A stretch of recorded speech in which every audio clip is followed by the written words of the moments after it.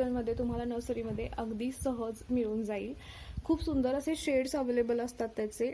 असं सिंगल सुद्धा असतं किंवा ते असं कॉम्बिनेशन कलर्समध्ये सुद्धा तुम्हाला पाहायला मिळेल. खूप सुंदर असतात हे फ्लावरिंग प्लांट्स. तर ह्याचं सॉइल मिक्सचर कसं बनवायचं ते आपण पाहूयात. यात जे असतात ते नाजूक असतात, त्याला वेल ड्रेन असं सॉइल मिक्सचर बनवावं लागतं, जेणेकरून हे त्यात छान ग्रोथ करेल आणि प्लांट आपल्याकडे सर्व्हाइव्ह करेल. तर मी हे हँगिंग बास्केटमध्ये आज रिपोर्ट करणार आहे. तर हँगिंग बास्केटमध्ये लावण्यासाठीचं सॉइल मिक्सचर मी तुम्हाला एक्सप्लेन करते आहे. जर तुम्ही हे कुंडीमध्ये लावणार असाल तर तुम्हाला जी माती आहे त्याचं प्रमाण जास्त ठेवायचं आहे, इतकाच फरक आहे. पण जर तुम्ही हे हँगिंग बास्केटमध्ये लावत असाल तर कोकोपीटचं प्रमाण जास्त ठेवायचं आहे. बाकी सर्व घटक हे सेमच राहतील. कारण वेट टॉलरेट होण्यासाठी मी कोकोपीटचं प्रमाण जास्त ठेवते आहे. आणि हे जे फ्लावरिंग प्लांट आहेत हे हँगिंग बास्केटमध्येच खूप सुंदर दिसतात. तर आपण याचं पॉटिंग मिक्सचर पाहून घेऊयात. जवळपास 50% मी कोकोपीट वापरणार आहे, 20% ऑर्गॅनिक कंपोस्ट म्हणजेच गांडूळ खत आहे, 25% आहे वाळू आपलं मातीचं मिश्रण वेल ड्रेन बनवण्यासाठी, आणि 5% आहे नीमकेक पावडर. असेल तर वापरायचं आहे, नाही तर तुम्ही स्किप करू शकता. तसेच थोडे कोळशाचे तुकडे पण मी या पॉटिंग मिक्सरसाठी वापरू शकता. तर ही नीमकेक पावडर आणि कोळशाचे तुकडे ऑप्शनल आहेत, असेल तर वापरायचे आहेत.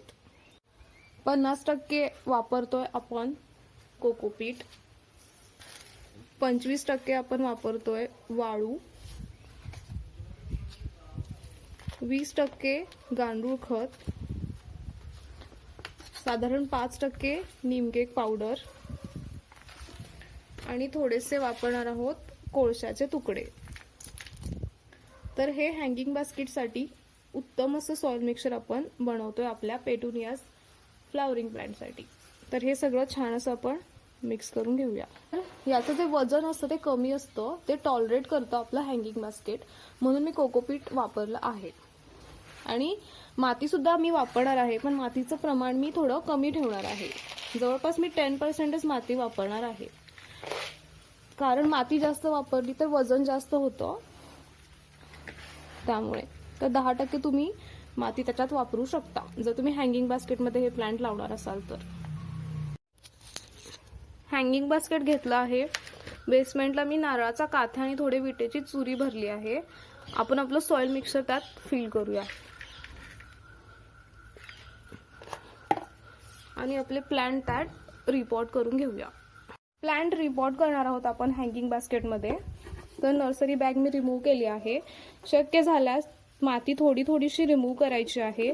मुळं नाजूक असतात, त्यामुळे हळूवारपणे ती करायची आहे, जितकी पॉसिबल आहे तितकी. आणि प्लांट जो आहे तो रिपॉट करायचा आहे. सर्वच प्लांट आपण असे रिपॉट करून घेऊयात. मी कॉम्बिनेशन केलं आहे 3 ते 4 कलर्सचं. माझं हँगिंग बास्केट थोडंसं मोठं आहे, त्यामुळे असं लावून आपण रिमेनिंग सॉइल मिक्सचर त्याच्या बाजूने भरून द्यायचं आहे.